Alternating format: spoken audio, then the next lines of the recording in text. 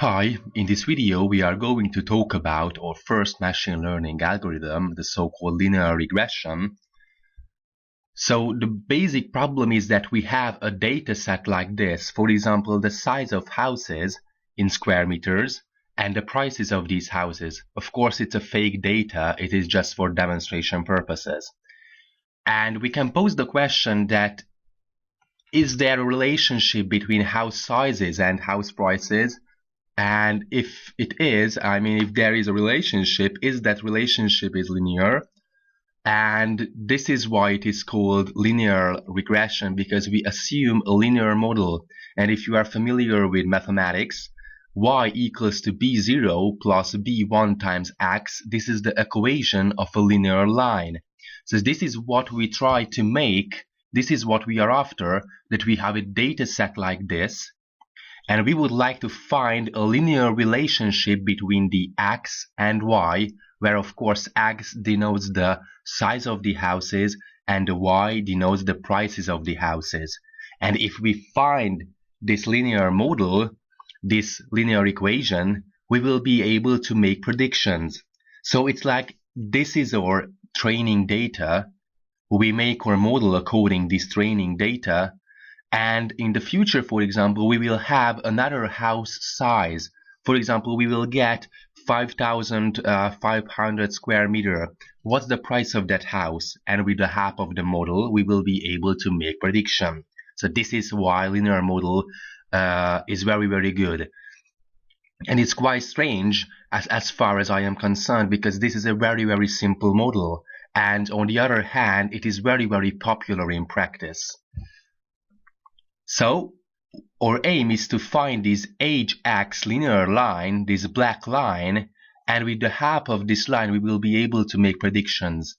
And as I said earlier, the equation of this black line is the b0 plus b1 times x. Here the x is the feature, and the feature is the size of the house.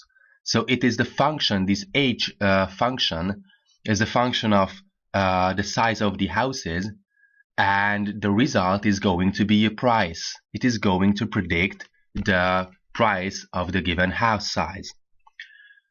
So the aim of the algorithm is to find the beta0 and the beta1 parameter. We are going to talk about it that there are two main methods for finding it: design matrices and gradient descent. But first of all, how to get a good grasp on this black line, how to calculate it.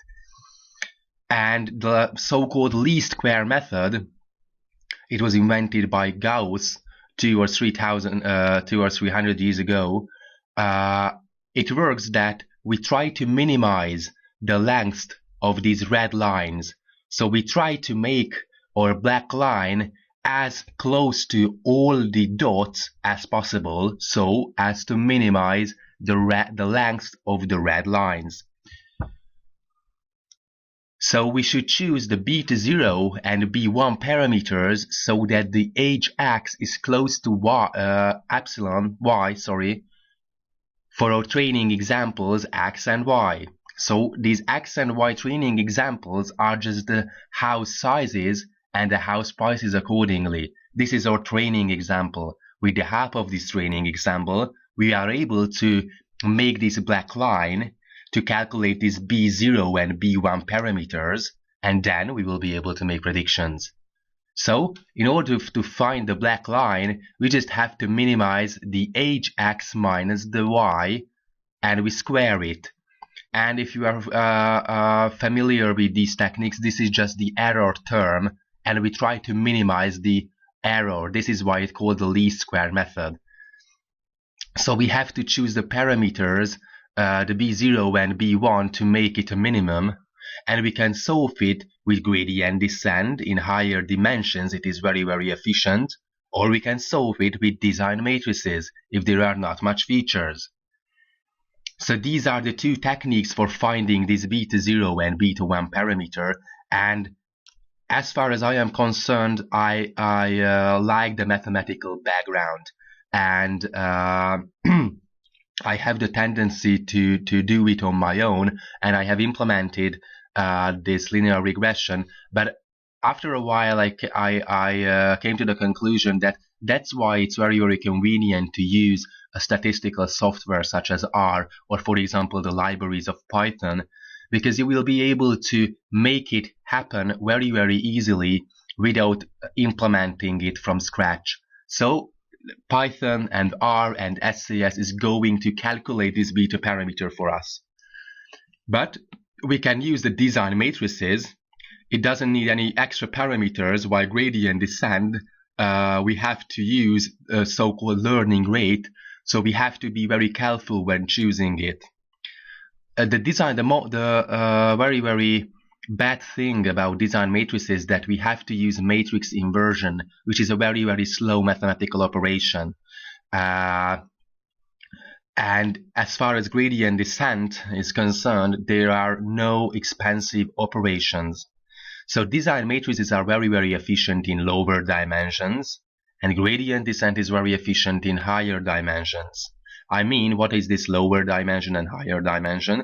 It means that the features we can have several features, not just the size of the house, but we can have the size of bedrooms, for example, the number of bedrooms, the geographical locations, and so on. So if we have very, very much of these features, then we definitely should use gradient descent, because it means that our design matrix is very, very big. If our design matrix is very, very big, then the matrix inversion is very, very expensive. So in gradient descent is very efficient in higher dimensions. Design matrices are very efficient in lower dimensions. And gradient descent is something like this. We just have to plot the beta 0 and beta 1 parameters, and we get something like a two-dimensional plane, and we have to find the minimum value of it. So this gradient descent is just going to find the gradient. In order to get the gradient, you have to know partial derivatives, but it's like you are on a hill, for example, and you want to find the lowest possible place on that surface, and you just walk down in the gradient as far as you can. So that's what this gradient descent do, and it's going to converge to a point, and we find the global minimum, and this beta 0 beta 1 combination is the optimal one, which means that we find the beta 0 and beta 1. So we have the black line, as you may recall. With the help of black line we can make predictions. So the beta 0 plus beta 1 times x, and as you may recall, the x here is the feature, and the feature is the size of the house. So this equation now is a good estimator. We can make predictions. How can we make predictions? For example, a new sample has size 3,340 square meters. What is the price of this house? So we know that we have fit or model, we have fit or black line, because we have calculated the beta 0, which is the intercept, and beta 1, which is the slope. We have calculated it, we know it. Then we have this value, the size of the house, and we just have to make predictions according to the black line, and we come to the conclusion that the price of this house is approximately 430. So this is how we make predictions with the linear regression, and it's a very, very powerful technique. Maybe it seems very, very easy and very, very not so hard to implement from scratch, but maybe it is the most powerful technique out there in practice. So that's all about linear regression. Thanks for watching.